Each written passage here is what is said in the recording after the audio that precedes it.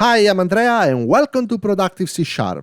In this video, I'm going to talk about Struct Improvements in C#10. I have a simple console application targeting .NET 6, but I'm using C#9 as a language. I declared a struct called variable with two init-only properties, name and value. I implemented a toString method, and then I print new variable and another variable where I specify the name and the value. Let's take a look at what the code prints to the console. As you can see, in the first line, we have name set to null and value set to 0. So structs, as you all know, are automatically 0 initialized by the compiler. So that's the behavior you get when you create a new variable and you don't specify anything.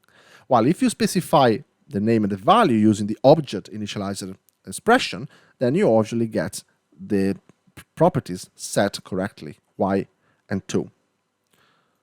But what if I want to set, let's say, the variable to have some default values? Like I want to set the name to be x and the values to be 1 when you simply do new variable. This is something you normally can do using classes, but you can't do that using structs.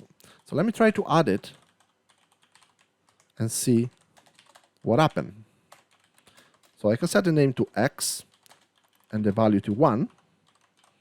And as you can see, the compiler generates an error. Unfortunately, parameterless struct constructors are not supported in C#9, but C#10 add them. So I can upgrade the language version to be 10, and now the compiler is happy. If I run this code, you can see now I'm printing x and 1. The new parameterless constructor is called when you do new variable. So that's very important and is very useful to have these features. However, it's very important to remember that if you use the default keyword or you create an array of structs, the compiler is still 0 initializing the memory. So it's not calling the new parameterless constructors you defined. So let me prove that to you. Let me create a variable a, and I use a default keyword to actually set its value. And now I'm going to print a. As you can see, it's still printing the 0 initialized struct. So that's very important to remember. So the parameterless constructors is only called when you use the new keyword to create a struct. Okay, that's great.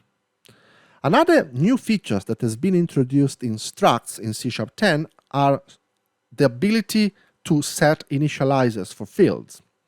So what I could do, I could set name to be x here, and I could set the value to be 1 here, something that wasn't possible with previous version of C#, and I can even remove the parameterless constructor. If I run this code, it still behaves as I expect. I'm still using printing x1 when I create a new variable. Okay. Well, what actually happened here is that the compiler automatically generated a parameterless constructor for you and set the properties using the same value that you specified in the initialization here. There is something very important, however, to keep in mind, that the compiler only generates the parameterless constructors if you haven't explicitly declared a constructor. So let me show you what I mean. Let's say I create a constructor that takes just the value, okay?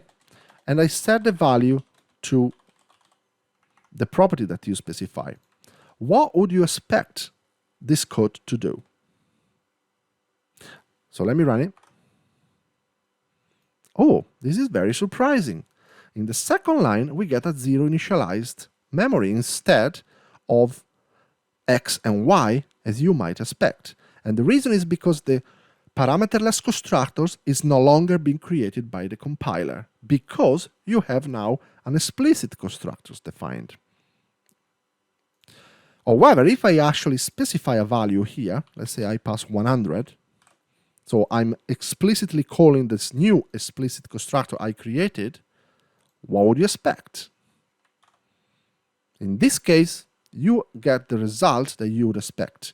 You get 100, that is the value you specified, but you also get X, that is the value that you specified in the field initializer.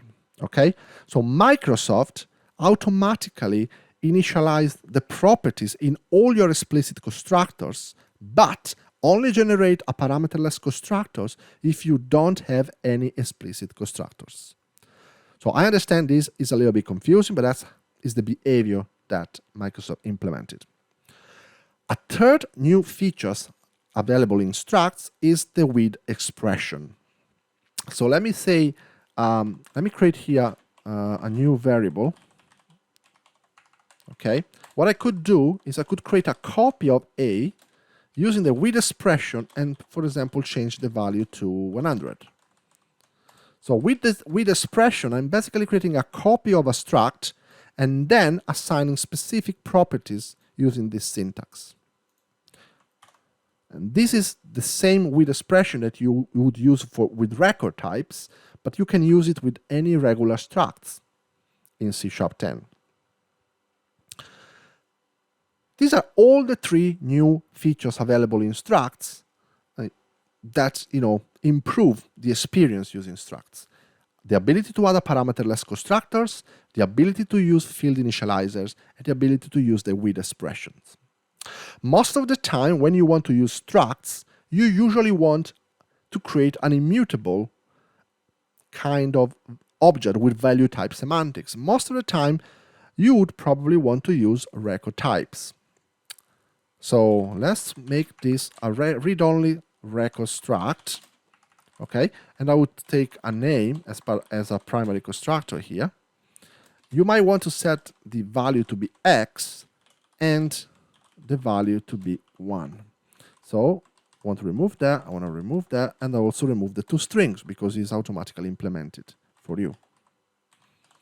So what happens now? What would you expect to happen?